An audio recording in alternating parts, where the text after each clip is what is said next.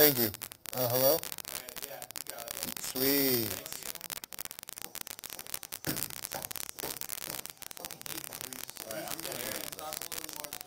Okay. What? What's up? I'll just talk. But what'd you say? I didn't hear you. I'm going to talk. Yeah, I know.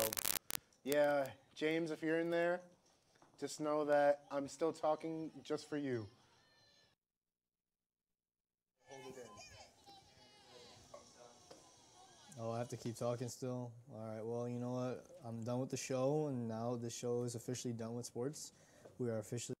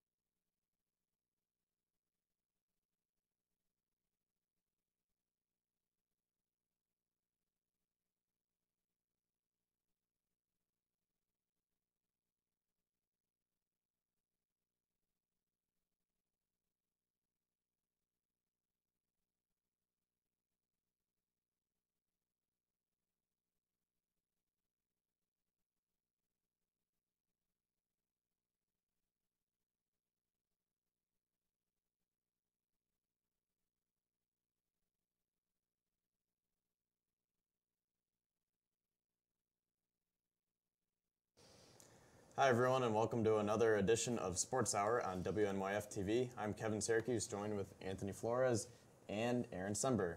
And how was your guys' holiday weekend? Good. Didn't do anything. Couldn't go home. Lived 6.5 hours away, so yeah. How was yours, Anthony? My wallet got stolen because it fell out my pocket in the dollar store, and then someone took it, but they returned it, thankfully. But of course, with no money inside, and I already canceled my card, so I'm broke. How much money was in there?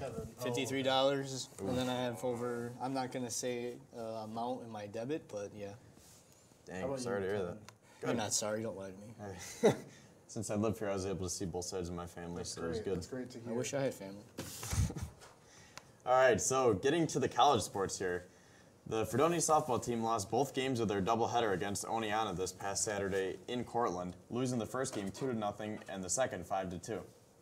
The Blue Devils, who are now 6-13-1 overall and 0-4 in the SUNYAC, were limited to 2 hits in the opener, singles in the 7th inning by freshman Mackenzie Keeler and senior Caitlin Dennis. Keeler became the only Fredonia runner to reach third against winning pitcher Alyssa Bluthgen, who retired the first 15 batters in order and fanned the final 2 of the game to preserve her shutout. Sophomore right-hander Katie Uden was the losing pitcher, and she held the Red Dragons scoreless until the 5th inning. As for the second game, the Red Dragons led 3-0 before the Blue Devils scored their only runs of the doubleheader, thanks to an RBI double by Dennis and an RBI single by Uden. Oneonta added 2 insurance runs in the last inning off the 6th off of Lauren Calderon, who came on in relief of Fredonia starter and losing pitcher Sam Seeger. Bluthgen relieved Calabro and got the final 3 outs to earn a save to go along with her win in Game 1. Dana Del Genio had 3 hits, 2 RBIs, and 2 runs scored, while Selena Ruiz was 4 for 4 atop the Oneonta batting order. The Blue Devils have a non-conference doubleheader Tuesday at Allegheny before traveling to Buff State for 2 SUNYAC games next Saturday. And as for the baseball team, their home games versus Clarkson this past Friday and Saturday were canceled due to the weather, and their home game versus Hilbert this Thursday has been postponed. The Blue Devils next take the field this weekend in Cortland for a 3-game series with the Red Dragons beginning on Friday. And in men's track and field, Damone Brown, a senior thrower, was 2nd in the shot put and 4th in the hammer throw and the discus. His shot put measured out at a total of 14.73 meters, 48 feet and 4 inches. The hammer throw covered 46.06 meters, 151 feet and 1 inch, and the discus traveled 42.92 meters, 140 feet 10 inches. Dan Student, freshman jumper, was 3rd in the triple jump and 8th in the long jump. His measurements were 13.03, 42 feet 9 inches, and 6.2 meters, 20 feet 4.5 inches respectively. Mike Dealin, Marcus Torres, and freshman Matt Ehrman, and another one, Joseph, got a 3rd place finish in the 4x4 meter relay. Their time was 3 minutes 39 seconds, 41 milliseconds. And for women's track and field, Fredonia senior Sarah Corporis won the women's high jump Saturday during the Geneseo early season invitational track and field meet. Her winning jump of 1.58 meters, 5 feet, 2 1/4 inches, was one of the 6 top 8 finishes by a Blue Devil woman, completing outdoors for the first time after a series of indoor meets. For women's lacrosse, Fredonia's women's lacrosse team dropped to 0-6 on the year after losing their SUNYAC opener Friday to Potsdam 12-4. Wow. Down 5-1 at the halftime, the Blue Devils turned in a solid defensive effort throughout, but were unable to get closer than 3 goals in the second half. The Bears closed the game out with 5 unanswered goals. Freshman defender Ali Kuhn and sophomore attack Madeline Haney had 2 goals each for Fredonia. Senior goalkeeper Nicole Burrows was tested early and often. She finished with 12 saves. She also was credited with recovering 8 ground balls and causing 2 turnovers. Not good, not good. Haney led the Blue Devils with 3 draw controls, while Kuhn also caused 2 turnovers as well. The Blue Devils have 3 games in 5 days next week, starting Tuesday at Buff State. They are home next Thursday versus Allegheny, and next Saturday versus Cortland. Tough luck so far in these couple games, ladies, but good luck to you in these next few. And good luck to all of our other all the spring teams. teams. And good luck to you, Aaron. Thanks. As you compete Yeah, on we the got track team. a track meet this Saturday at Slippery Rock, so that should be a good meet. If the weather is Slippery good. Rock. Yeah. How are you doing so far this year? I actually good. didn't compete this past meet, Oh, okay. but yeah, should be good to go this meet. And yeah, it's been. I mean, my indoor season was great. Not like it was fun. It was fun. Like I'm not the best guy. Getting pretty and cocky yeah. now. No, I'm not cocky, but it was just. It's been a fun. Indoor is very fun, and You throw a ball. I'm a thrower, yes, but oh my god, it's still enjoyable. That's all you gotta know. Actually, it's not even a ball. It's more like a weight. It is a weight. You just yeah. throw a weight. Many weights. I don't throw one weight. I throw many weights. I don't get it. Well, switching from Division III colleges to Division I, did you guys happen to see the national championship game last night? Nope. Oh, I don't. well. I don't care for basketball very much. I have no cable. Again, poor. Very poor. Oh. Well, anyways, if you don't know, Villanova has won the national title. Did they beat win like Michigan. 3 years in a row? No, they won. This is the second time they've won in the last 3 years. Okay. But they beat Michigan last night, and That's Big crazy. game- was it a big- Because Yeah. Michigan had a nice win against, Yeah. was it Loyola? Loyola? yeah. Loyola. You know what?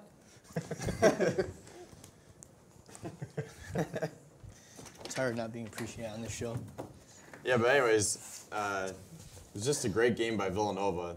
I think I forgot what the stat was, but they're one of only a few teams to win all their tournament games by double digits. So they're just a complete team. They're great offensively. They're great defensively. They box out. They just do everything you want. And Well, they are one of the obviously like this is Oh, showing yeah. they're the top or one of the top basketball colleges in the nation. So yeah.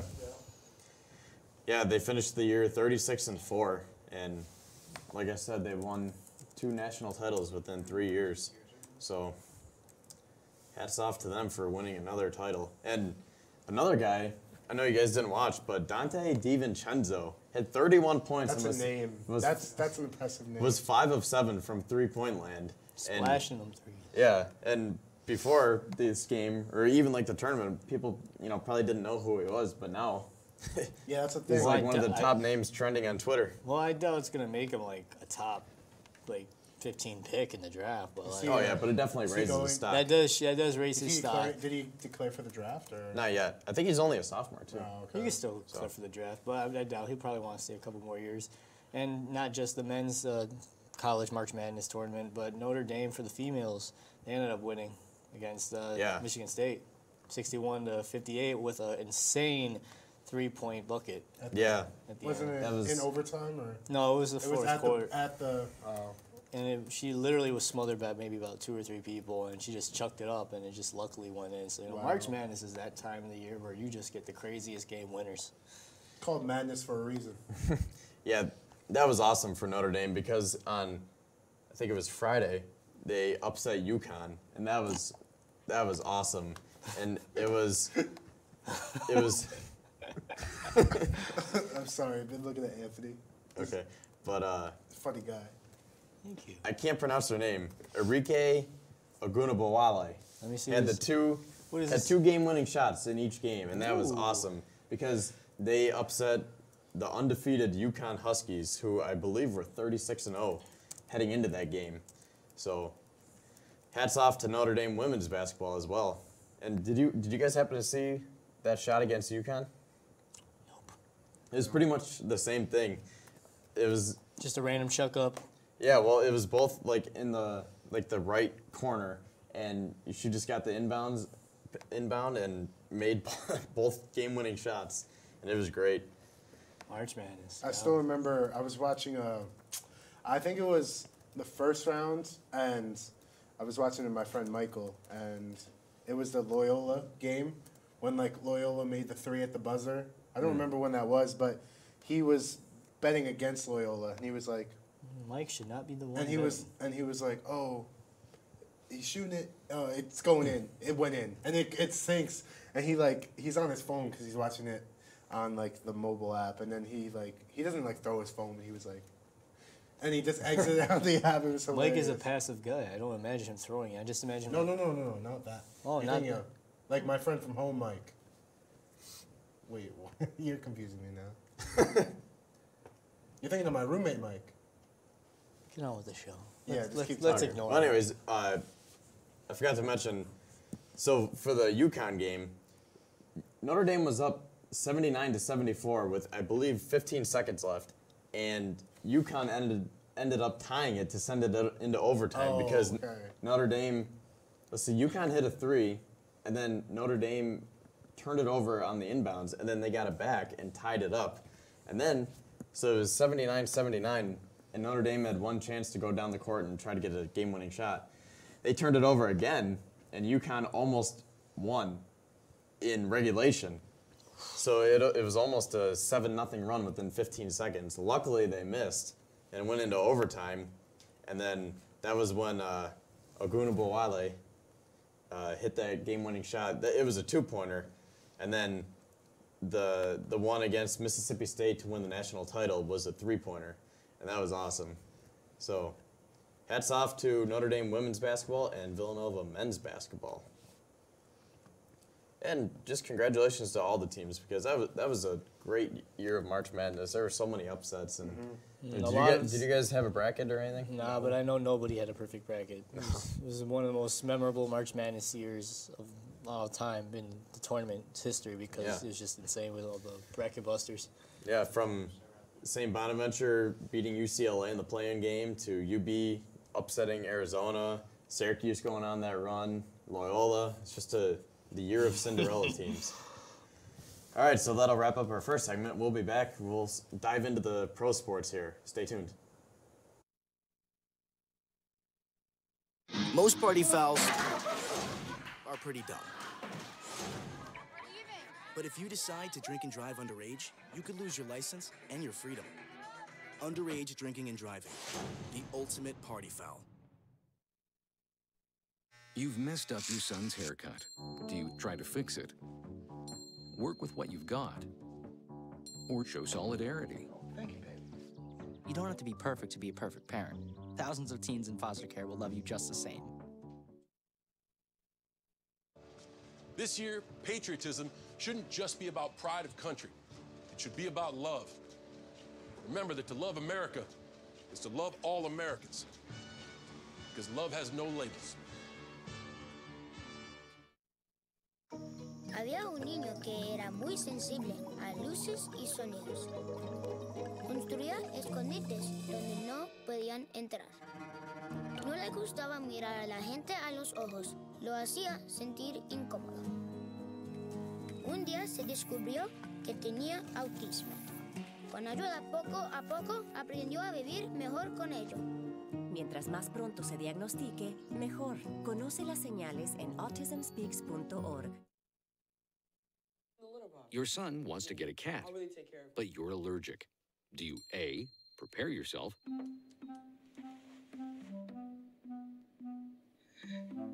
B, make the best of it, C squared equals 25. Good job. or C, find a loophole? When it comes to parenting, there are no perfect answers, but that's okay, because you don't have to be perfect to be a perfect parent. Teens in foster care will love you just the same.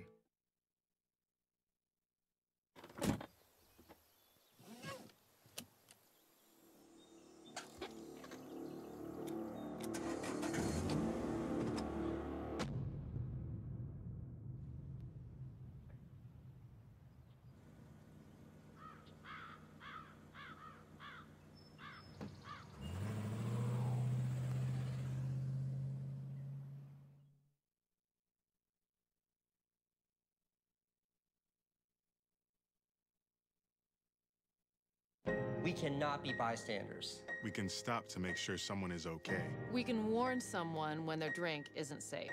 And disrupt the situation. We can. Get someone a cab. Or walk them home safely. We can make campuses safer for our friends. Our roommates. Our classmates. Our fellow human beings. We cannot be bystanders. We can intervene. It's on us. All of us. Learn how and take the pledge at itsonus.org. And welcome back. So, this past weekend was opening weekend, one of the greatest weekends of the year, for baseball fans at least. Yeah, fun. Because I was like, what were you going to say? And then he said, for baseball fans, which makes sense. Yeah, but I'm very happy to have baseball back because this weather is not helping. It's another dark, rainy, cold day. So yeah. At least it's not snowing. This shows that we're getting closer to summer. And speaking of that, of the snow, did you see Yankee Stadium yesterday? Yeah, I mean, I saw Snapchats from friends back home, and it's horrible. Like, surprisingly. It was covered in snow. It's surprising how, like, it's not in, like, Western New York anymore. It's all downstate. Yeah. But they're surprisingly playing right now, actually.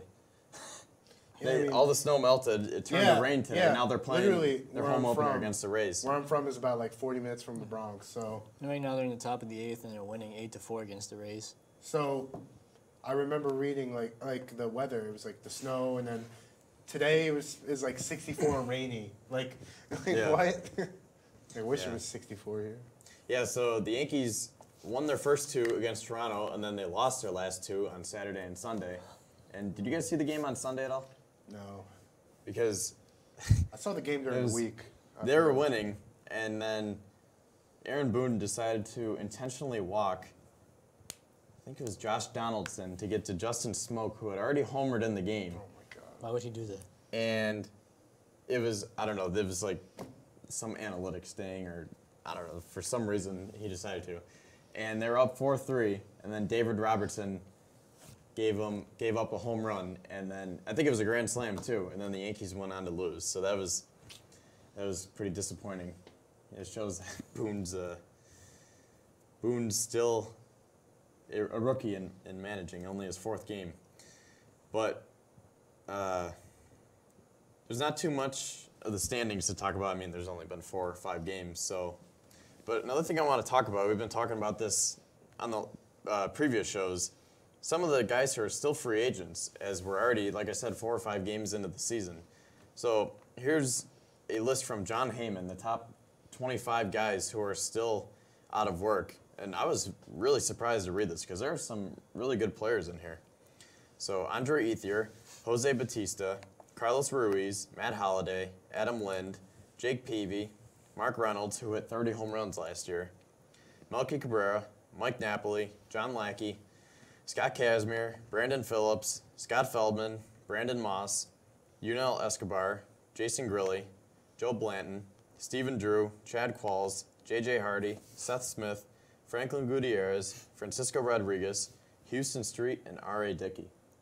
So there are a lot of guys who are still out of work, and a lot of guys who can still contribute, yeah, too. they're still, like, they were past big names, but, I mean, yeah, like, I know probably one of the top 3 guys on the list. Like, back in the day, not really now, obviously, is probably Jose Bautista. Mm-hmm. That's for sure. I still remember when he hit that home run, when, like, the bat flipped. Yeah, that I was still awesome. remember that, and everyone was going crazy. Yeah. That stadium's actually really nice. I haven't been there, but just like... Oh, the Rogers Center, yeah. Yeah, looks amazing. I've been there a few times. It's really cool, especially when the roof's open and then you can look out. It's right above right field, like the right field pole. You can see the CN Tower. Oh, that's crazy. So yeah, actually one time I was there. I think I was like 7 years old, and all of a sudden the roof started closing, and we're like, "What the heck?" It was a beautiful summer day, and then about a half hour later. We got this crazy thunderstorm that came through, and everyone was like, "Oh, thank God they closed it." But I think that'll wrap up our MLB part. Any last thoughts or anything? Go Yanks! Yeah, go Yankees. Go Red Sox. Oh, and Go Yankees. And the Yankees acquired Trace Thompson today, Clay Thompson's younger brother. Ooh. They claimed him off waivers, so that's something cool. What position he plays? Outfield. So that'll be cool because they lost Aaron Hicks and Jacoby Ellsbury, their 2 center fielders, to injuries. When are we going to see Russell Wilson play for the Yankees? That's the truth.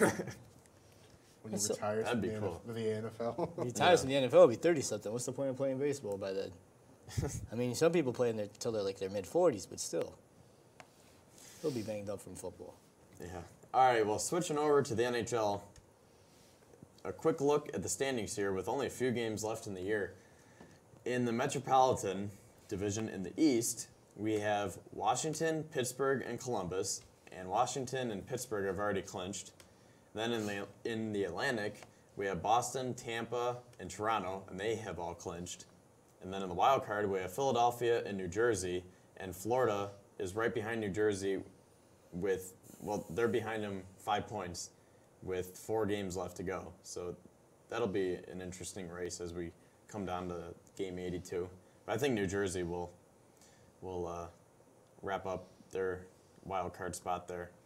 And then in the West, we have in the Central Division, Nashville, Winnipeg, and Minnesota, and they have all clinched. Then in the Pacific, we have Vegas, San Jose, and Los Angeles. And then in the wild card, we have Anaheim and Colorado. And right behind them is St. Louis and Dallas. And St. Louis, well, Anaheim has 95 points, and Colorado has 93. And then St. Louis has 92, and Dallas has 88. So that's really tight there. And then they all have 3 games left, and Colorado only has 2 games left. So that'll be interesting to see. It kind of stinks when the Sabres aren't in it because every year. Yeah, I remember when I was a kid, it was everyone was so hyped up at this time of the year. It's playoff hockey time, and the race was getting tight for the last few spots, and then usually the Sabres would clinch, but now it's just now we're trying to get the last spot so we can hopefully win the lottery to get Rasmus Dahlin. So it makes it harder to pay attention to hockey around this area. Sometimes you got to tank for the future. Yeah. But, yeah, and as for the Sabres, I think we talked about this last week, but they called up, or Casey Middlestat signed with the Sabres. He was with Minnesota. He's their top prospect. And then today they called up Alex Nylander and Kevin Porter. So that's like the one bright spot for the Sabres. We get to watch these young studs play in their first few games and the team's last few games of the year. But switching over to the NBA now, look at the standings. In the East, we have Toronto, Boston, Cleveland, Philadelphia, Indiana, Washington, and they have all clinched. And then Miami and Milwaukee. And then Detroit still has a chance technically to make it, but yeah, and then Detroit's in the 9th spot. They're 4 games back in Milwaukee, but I don't think. Well, there's about 6 or 7 games left depending on the team, but I mean, I doubt Detroit will make it. And even if they were to make it, they would still get destroyed. Yeah, I don't think they have enough this year to make it. And then Charlotte, New York, Chicago, Brooklyn, Orlando, and Atlanta round out the rest of the East standings, but they are all eliminated. And then in the West, we have Houston, Golden State, Portland. Oh, wow. Yeah, those are the only 3 teams that have clinched so far because there are so many good teams in the West that the race is just so tight that a lot of teams aren't clinching yet. Denver will overtake New Orleans? I hope not. 1 sec, let me just get to that in the standings. And then 4th, we have San Antonio, Oklahoma City, Utah, Minnesota, and then New Orleans. And then only a game behind them is Denver. And with LA Clippers are also 2 games behind as well, so they can still make it. Yeah, and then the Lakers, Kings, Mavericks, Grizzlies, and Suns round out the West, and they are all eliminated. But going back to your question, I don't know. It's going to be How many games are left? 6, maybe 7, depending on the team. Let's see. 5 for the Pelicans and 5 for the Nuggets. So actually, no, 5 or 6. My bad. Yeah. So they've each played 77 games so far. They have 5 left. I don't know. Is DeMarcus Cousins still banged up? Yeah, he tore his ACL. Yeah, that's right. He's out for the year. Wow. I completely forgot about that. You'll come back from tearing your ACL in the whole season. I forgot what his injury. I was thinking of Blake. That's what I was thinking of Blake Griffin because he was banged up. I think he's coming back. He's always banged up, and it wouldn't matter anyway because Detroit's not making the playoffs. And if they did, like I said, they wouldn't do anything. Yeah, but this West is really looking weird in the shape up for the last final 6 games of the season because Portland is number 3, but they could technically lose their third seed to San Antonio, even OKC, or maybe even Utah. And, Minnesota, last time we were on the show, which was about almost 2 weeks ago, they were 8th seed, and now the Pelicans are 8th seed and only a game ahead. We were on the show last week. You were? Yeah. Man, I don't know. Maybe I was out of it. I don't know what I'm doing with my life anymore.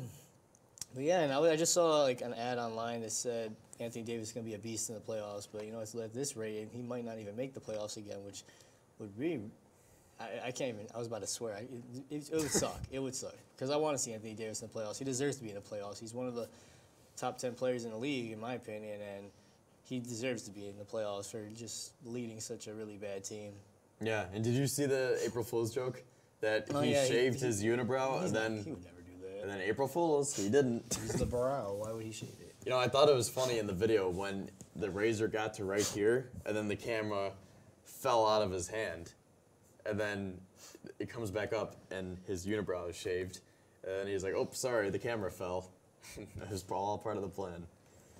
But yeah, the Western Conference is really tight here because San Antonio's in 4th, and the Clippers are in 10th and only 4 games behind. So it's very close. Very tight. Yeah. Very tight. Very close in the West. And I don't know. I think we talked about this last week, but I know we're running out of time. So who do you guys like in the conference finals? I already know it's Houston and Golden State for the Western Conference Finals. And I say I could see Cleveland in it, but honestly I see either Boston and Toronto, Or I see maybe Boston and Cleveland. It's if they don't play each other. I forgot how the standings work. Yeah. What about you, Ryan? In the conference final or the? Yeah, like the East. There's and the two West. conferences, but I know. I would definitely say I want Philadelphia, but it might not happen. Philadelphia and Toronto, I want. Might not happen. Probably won't. And then Houston and Portland. That'd be good. Yeah. Finals. I feel like it's gonna be Toronto and Boston in the East, and Houston and Golden State in the West. But we will see. Time will tell. And speaking of time, we're out of time for this segment. So we'll be back. We're going to talk a lot about the NFL and the draft coming up in the next two segments. Thank you.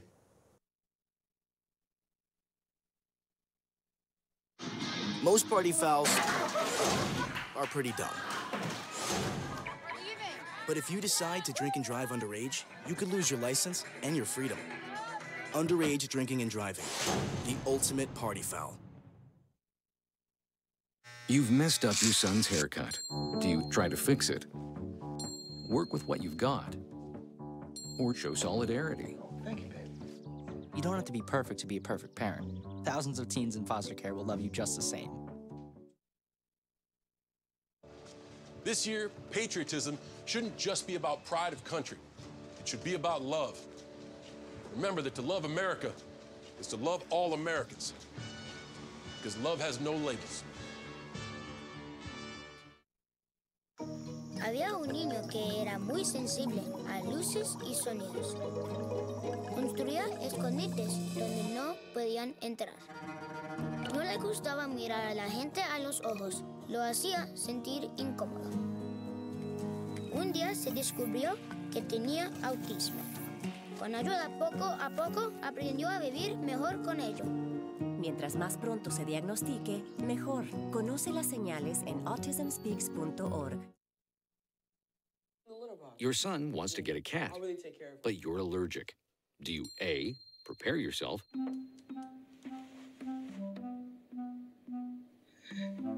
B, make the best of it, C squared equals 25.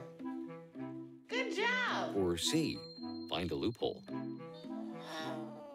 When it comes to parenting, there are no perfect answers, but that's okay, because you don't have to be perfect to be a perfect parent. Teens in foster care will love you just the same.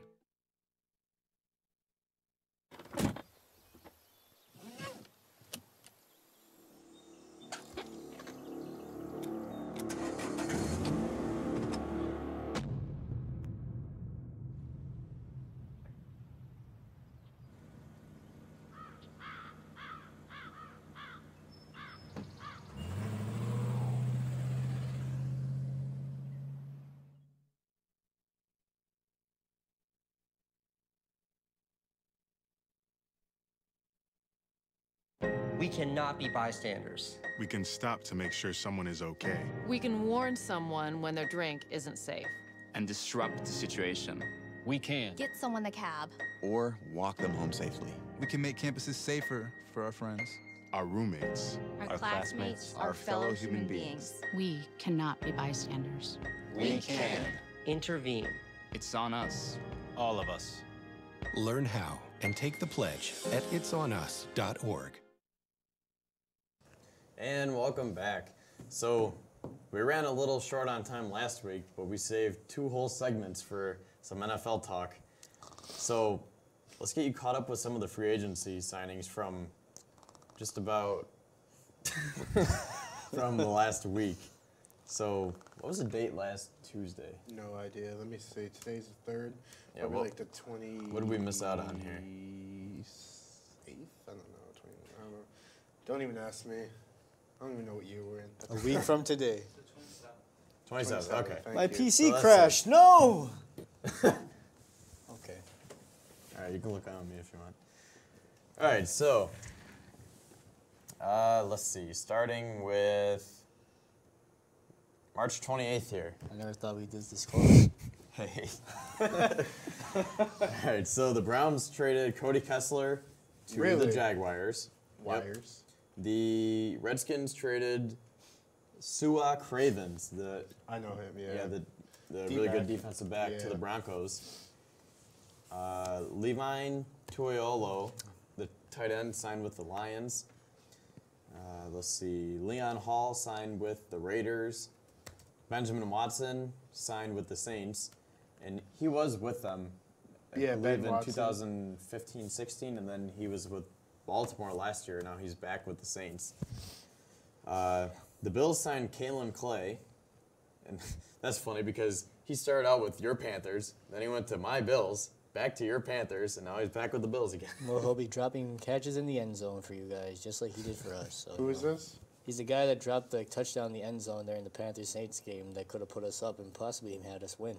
You know, but that's a different story. We're not going to get into that because I'm going to get angry, so let's go on. The Browns also signed Drew Stanton, backup quarterback. I think that's a good move for them. Yeah, that's a good veteran move. backup. They signed wide receiver Jeff Janis, who was with the Packers. He was with the Packers, yeah. The Raiders re-signed Reggie Nelson, and then a move that was a move that was really surprising was that the Raiders cut Marquette King, and he's one of the best punters in the league.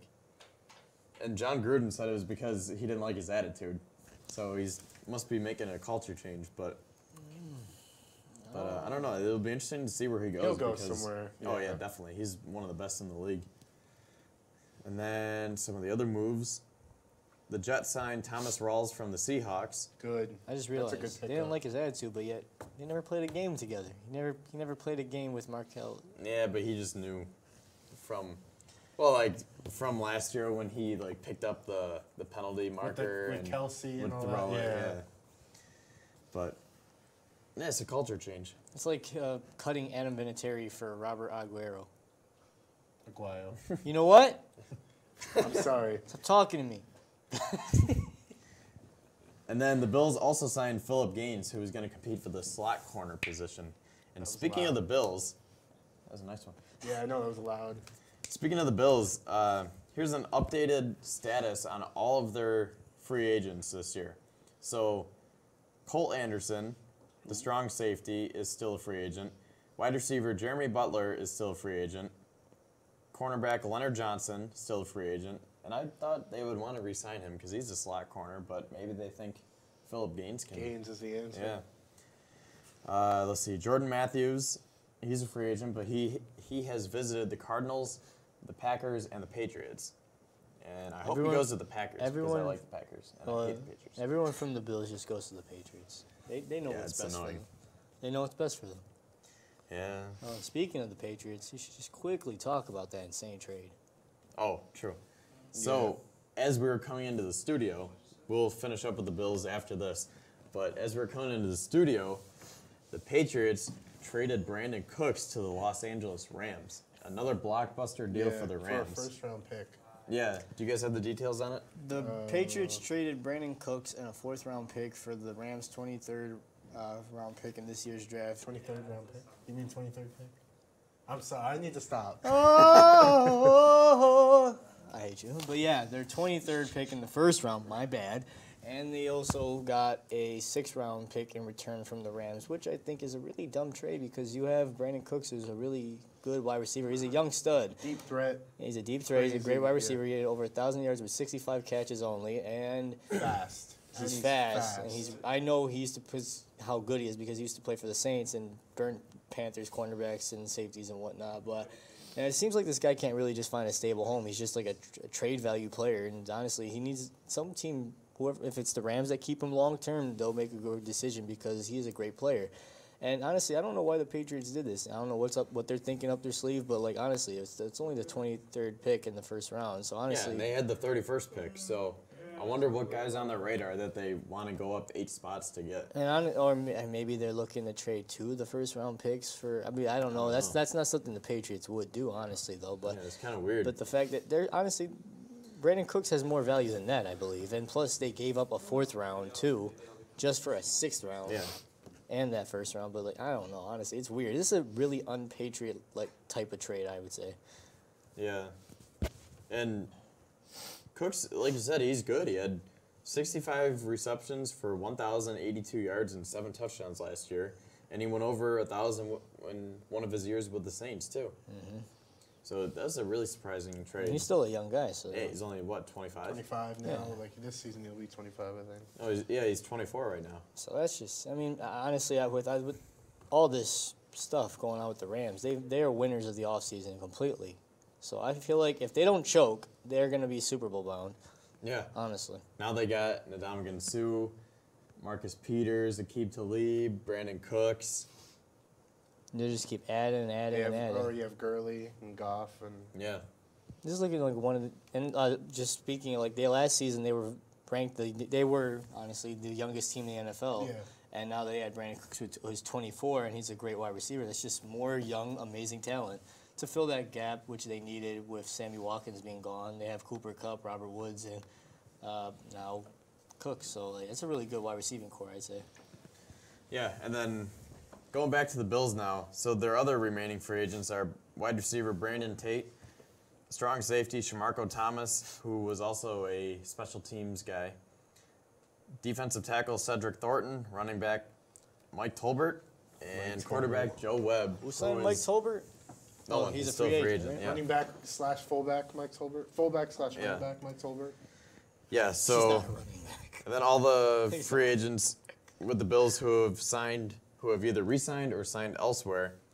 Preston Brown returned home to his hometown of Cincinnati took a big pay cut too. I was upset with that because he was the leading tackler, and now we need a middle linebacker. Yeah, it looks something in the draft. Yeah. We re-signed Travaris Cadet and Tywan Jones. E.J. Gaines, cornerback, signed with Cleveland. Right tackle Chantrell Henderson went to the Texans. As I said, Jordan Matthews visited the Cardinals, Packers, and Patriots. And wide receiver Deontay Thompson went to Dallas. He was another tough receiver that I liked because we need. He all showed the up out of the receiving blue help. also. Yeah. He was good. Yeah. I think he had the most yards for a receiver on the Bills team this year, and he was also the one who made that outstanding catch in the Blizzard game versus the Colts with Joe Webb throwing it, and then remember he was diving this way and he caught it. Yeah. On his back shoulder. That was awesome. I don't think the Bills would have gotten in the playoffs if it wasn't for that throw and catch. That was like the turn of the season right there. But also, Kyle Williams re-signed with Buffalo, and Sharice Wright went to the Raiders. So that's everything for the Bills. Going back to the rest of the NFL, we kind of ran out of time last week, so we'll just run through the list again, hit some of the guys that we missed last week. So let's see. I think we're on linebackers. Or line. Are we? Yeah, I think we covered a good amount of the offense, right? Yeah. We're definitely on page 2. Okay. You want to talk about some of that, Aaron? Yeah, so for the inside linebackers, Navarro Bowman still hasn't found a home for next season. Let's see who's... Speak with enthusiasm. Paul Posluszny, the longtime Jaguars... Posluszny, huh? Okay. Posluszny. The longtime Jaguars linebacker announced his retirement in mid-March, so that was upsetting. He was a great player. Yeah, a couple weeks too late. He'll definitely be Hall of Fame bound one day. Derek Johnson, ex-Chief, still hasn't found a home. I wonder why, ex-Chief. He's one of the best linebackers in the last 15 years, for sure. Let's see, 4-3, off the ball linebackers. Don't really know what that means, but... Wait. Let's talk more about the inside linebackers, because let's talk about some of the guys that got signed. You just got roasted. I don't want to do all of this. No, that's right. I'll do some of it. So, let's see. Avery Williamson signed with the Jets. Zach Brown re-signed with the Redskins. Todd Davis re-signed with the Broncos. As I said, Preston Brown went to the Bengals. Demario Davis signed with the Saints. That's a great move for them because he's a good linebacker who can help solidify their defense. No, I don't want that. Anthony Hitchens signed a big deal with the Chiefs. What do you think of that deal? Good, very good talent. 25 years old. We'll have him for a while. Good pickup, and more first-round chokes to be waited. John Bostic signed with the Steelers. Mason Foster re-signed with the Redskins. Let's see. Will Compton signed with the Titans. Tank Carter re-signed with the Browns. Tank Carter. I'm tired. And let's see. Man, it's been a long. Julian Stanford signed with the Bills. So, oh yeah, then I just saw this one too. Ray Maualuga, he's still a free agent. Isn't he like the one who always gets fined? Or is that someone else? No, that's perfect. Perfect, yeah. Yeah, but there's a lot of good linebackers. Look at this group right here. Corey Toomer, Kevin Minter, Carlos Dansby, Brian Cushing, Gerald Hodges, and Donnell Ellerby. There's some good names, man. But you know, Huh? there's some great names. We can get back to it I think we gotta once wrap it we up. get over this commercial. So we'll see you in a few.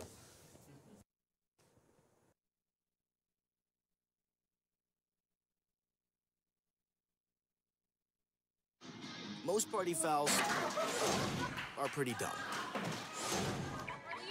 But if you decide to drink and drive underage, you could lose your license and your freedom. Underage drinking and driving, the ultimate party foul. You've messed up your son's haircut. Do you try to fix it? Work with what you've got? Or show solidarity? Thank you, babe. You don't have to be perfect to be a perfect parent. Thousands of teens in foster care will love you just the same. This year, patriotism shouldn't just be about pride of country. It should be about love. Remember that to love America is to love all Americans. Because love has no labels. Había un niño que era muy sensible a luces y sonidos. Construía escondites donde no podían entrar. No le gustaba mirar a la gente a los ojos. Lo hacía sentir incómodo. Un día se descubrió que tenía autismo. Con ayuda poco a poco aprendió a vivir mejor con ello.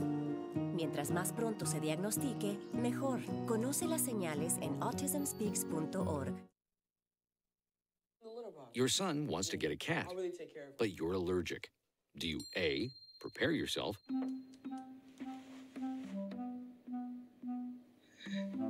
B, make the best of it, C squared equals 25. Good job. or C, find a loophole? When it comes to parenting, there are no perfect answers, but that's okay, because you don't have to be perfect to be a perfect parent. Teens in foster care will love you just the same.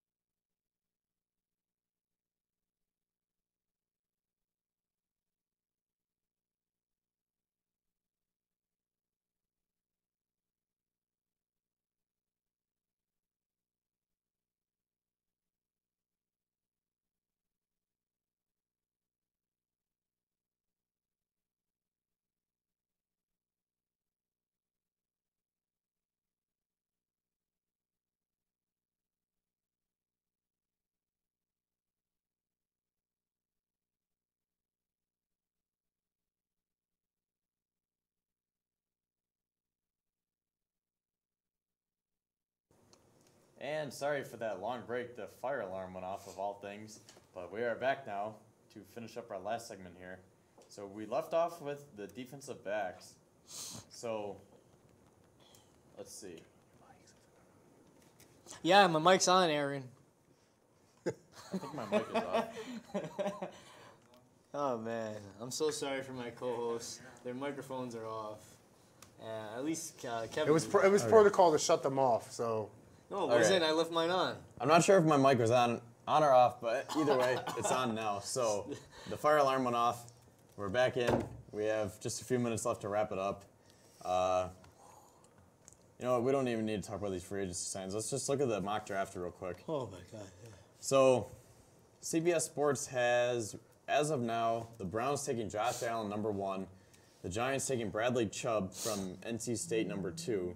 The Jets taking Sam Darnold at number 3. The Bills trading up with the Browns at 4 to get Rosen. The Broncos getting Minkah Fitzpatrick at 5. And then the Cardinals trading up with, I think it's the Colts now, yeah, because the Jets already traded to get Cardinals getting Baker Mayfield.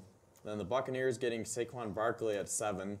The Bears getting Quentin Nelson at 8.